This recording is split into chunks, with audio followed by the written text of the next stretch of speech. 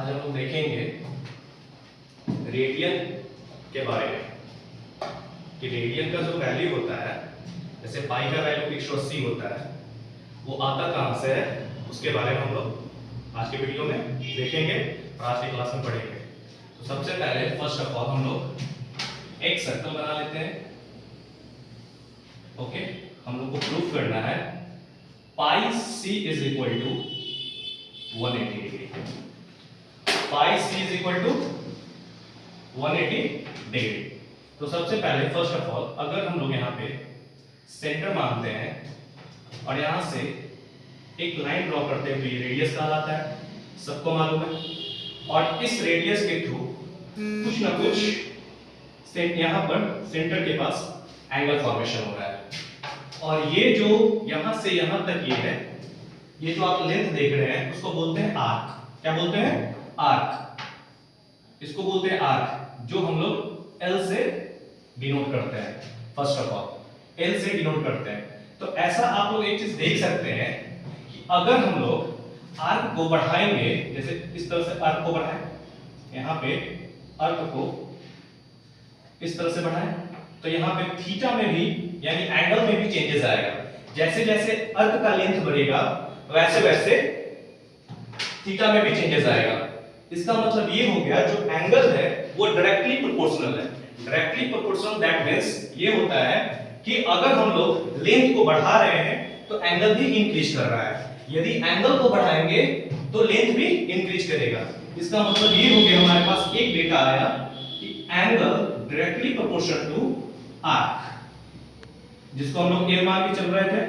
ठीक है, angle directly proportional to arc. अब यहाँ पे एक बात आता है कि अगर हम लोग एंगल को थीटा मानते हैं और यहाँ से इस डायरेक्टली प्रोपोर्शनल को हटाते हैं तो एक कांस्टेंट लेना होगा, ठीक है, जो उसके वैल्यू को बैलेंस करेगा। ओके, तो यहाँ से अगर बराबर लेते हैं तो एक कांस्टेंट ले लेते हैं k और r को हम लोग मान लिए l। इसको इक्वेशन हम लोग फर्स्ट मान लिए।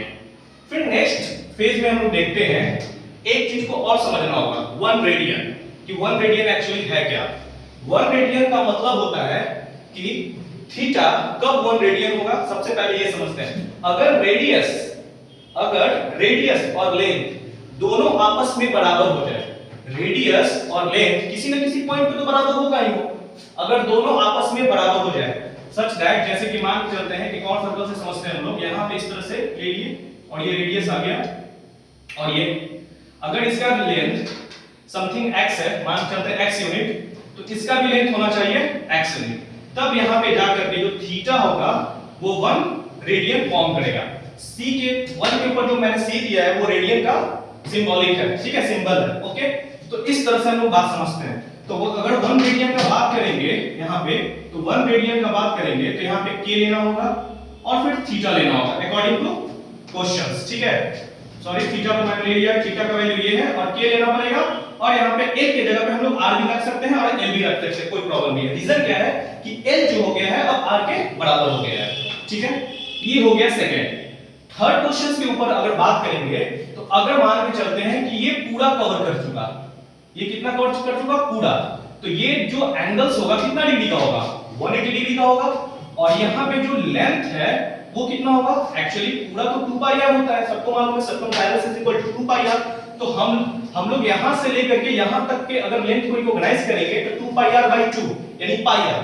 तो सबसे पहले यहां पे अगर एंगल का बात करेंगे तो ये पूरा 180 डिग्री, तो यहां पे हमने 180 डिग्री लिख लिया। और यहां पे एक चीज कम कर लिया कि यहां पे हम लोग k पाई r एक कांस्टेंट लगा रहे थे हमेशा, तो ये आ गया k पाई r।